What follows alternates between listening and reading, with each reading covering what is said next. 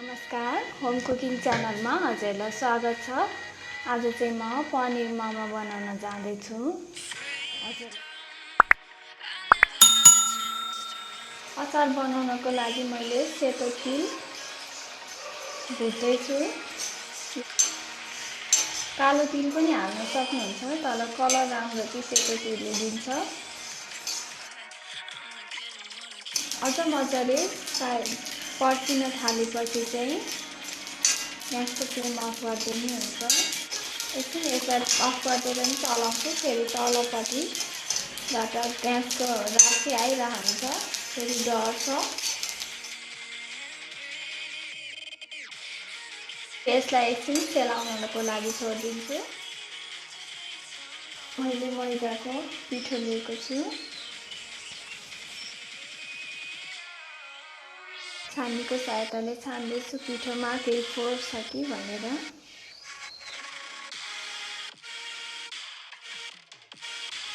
थोरै थोरै गरेर पानी हाल्छु यसमा म।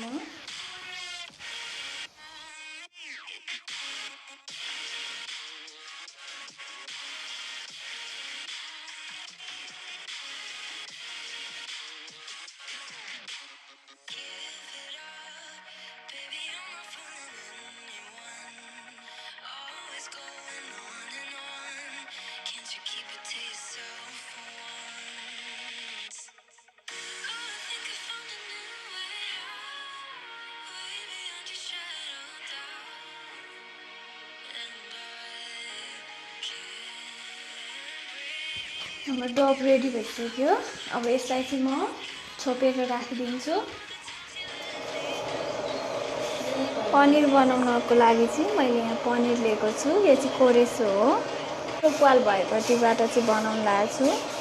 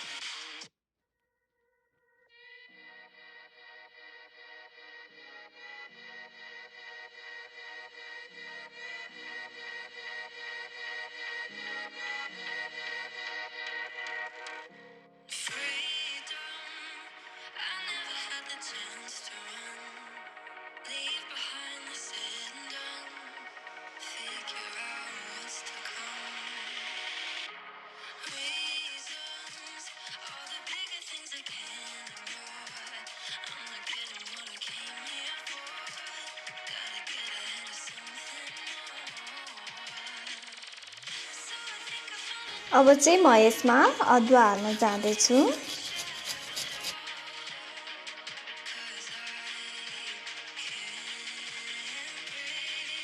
अब चाहिँ म यसमा नुन हाल्न जाँदैछु। स्वाद अनुसार नुन हाल्नु होला। जिरा र धनियाँको धुलो। मैले चाहिँ यसमा यति जति ब्ल्याक पेपर लिएको छु। यो चाहिँ म अब यसमा कुट्न जाँदैछु।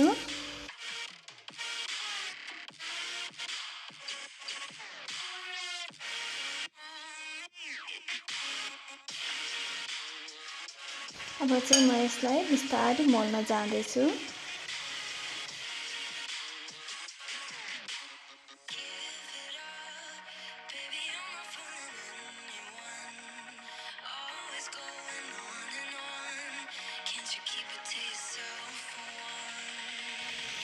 मैले चाहिँ यो अमुल बटर लिएको छु, गार्लिक र हर्ब्स भएको स्टफिङमा हाल्नको लागि।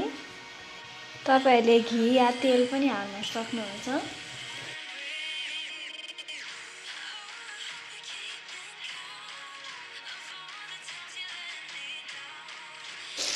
बटर चाहिँ पग्लिसकेको छ।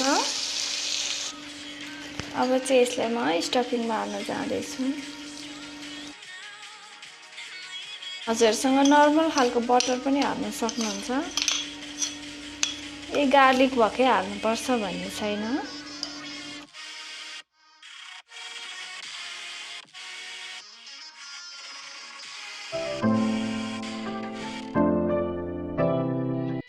यहाँ चाहिँ मैले अघि भुटेको तिल लिएको छु। यो पुरै सेलाइसकेको छ मजाले नि। हामीले किनकि यो फर्स्टमै भुटेको थियौँ।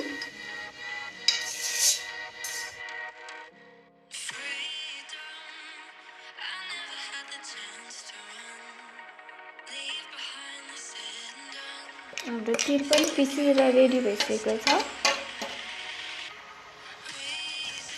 अचार बनाउनको लागि चाहिँ मैले यहाँ तेल हालिसकेँ। यसमा चाहिँ म अब जिरा हाल्न जाँदैछु। यसमा चाहिँ मेथी नहाल्नु होला, मेथी हाल्यो भने तितो हुन्छ पछि अचार। तेल तातिसकेको छ। अब यसमा म खुर्सानी हाल्दै, सुकेको खुर्सानी। अब चाहिँ यसमा मैले प्याज हाल्दै।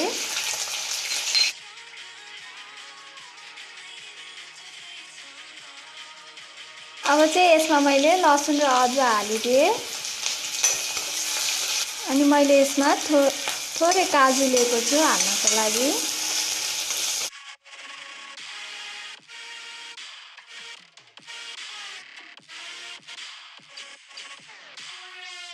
थोरै बेसार, नुन स्वाद अनुसार, तातो धुलो, जिरा र धनियाँको धुलो।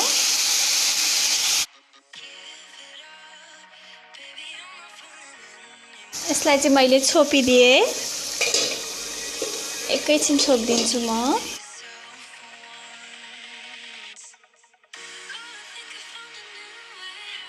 धनियाँ, हरियो धनियाँको पत्ता। यसमा चाहिँ म अब थोरै पानी हाल्न जाँदैछु।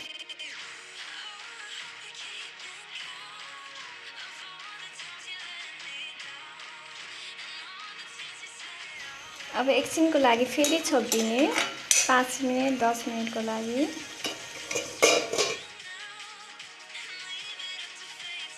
अब चाहिँ हामी हेरौँ है त हाम्रो अचार कस्तो भइसकेको छ।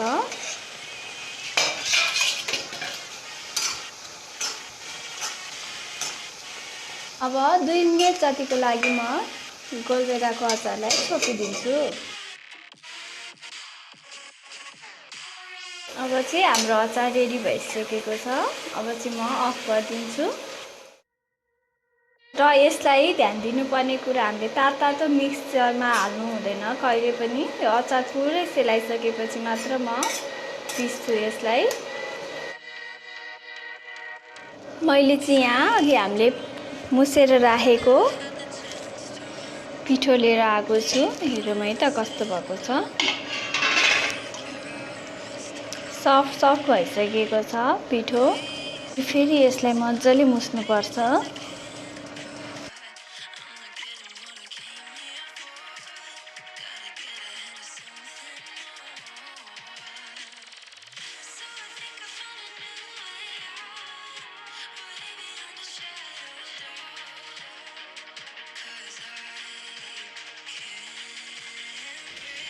पिठोलाई चाहिँ हामीले सानो सानो डल्लो बनाउनुपर्छ।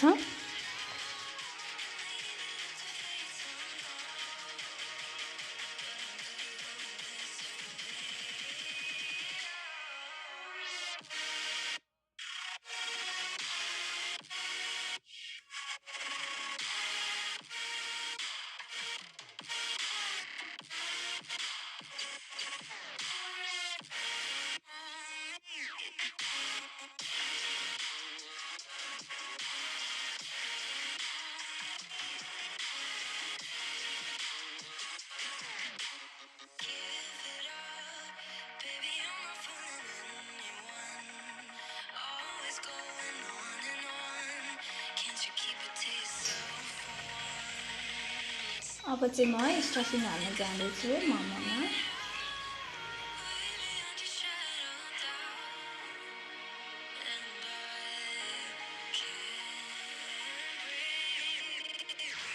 हामीले पहिला चाहिँ बोडी औँला र यो साइँली औँला लिनुपर्छ।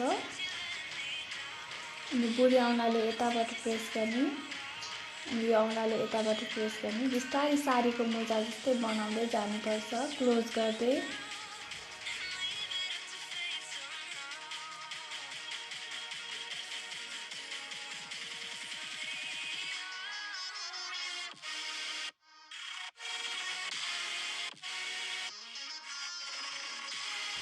अर्को पनि स्टाइल छ, तपाईहरुलाई यदि यो आएन भने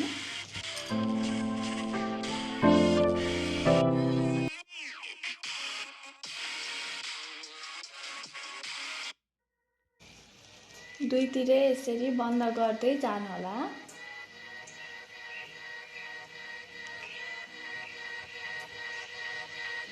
अनि त्यसपछि यो दुईटालाई यहाँनिर जोडाउनु होला। अनि यो बिचको भागलाई चाहिँ यसरी दोबादिने, यसरी दोबादिने नफुस्किने गरी।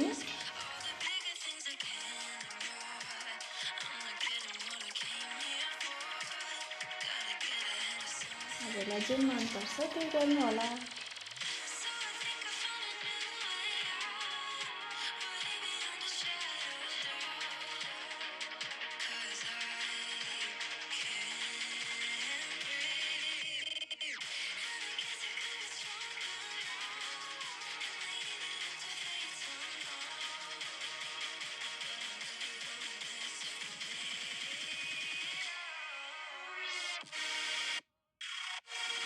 अब चाहिँ म यसलाई मोमोको भाँडामा हाल्न जाँदैछु र हाल्नुभन्दा अगाडि एउटा प्रोसेस छ। यसमाथि कि मैदा छर्किनुपर्छ अथवा तेल लाउनुपर्छ, किनकि यो टाँसिन सक्छ, पछि पाकिसकेपछि टाँसिन्छ। त्यही भएर अगाडि नै हामीले यसमा तेल मजाले दल्नुपर्छ।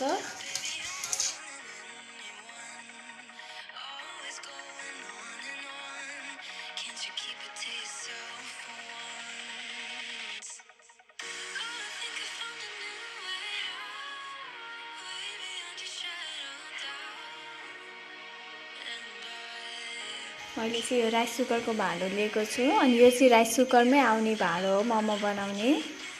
हामीलाई मोमो बनाउनको लागि मोमोकै भाँडो चाहिन्छ भन्ने छैन।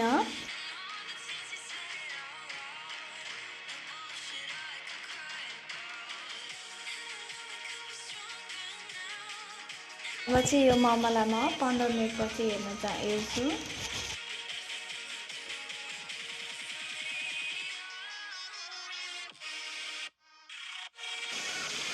मोमो नि पाकिसक्यो होला। अब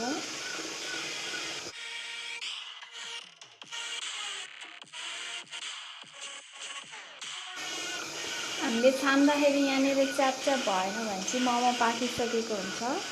हाम्रो मोमो पाकिसकेको छ। ग्यासमा एकैछिनको लागि अफ गरिदिन्छु। अझै अघि तिल पिसेकै भाँडो हो। अब चाहिँ यसमा म यो अचार हाल्न जाँदैछु। पुरै मजाले सेलाइसकेको छ, धेरै बेर भइसक्यो। यसमा चाहिँ म थोरै पानी हाल्न जाँदैछु। अब चाहिँ यसमा म तिल हाल्न जाँदैछु। तिल अघि हामीले पिसेर राखेको थियौँ नि, त्यही तिल हो। थोरै कश्मिरी लाल मिर्च पाउडर हालिदिँदैछु।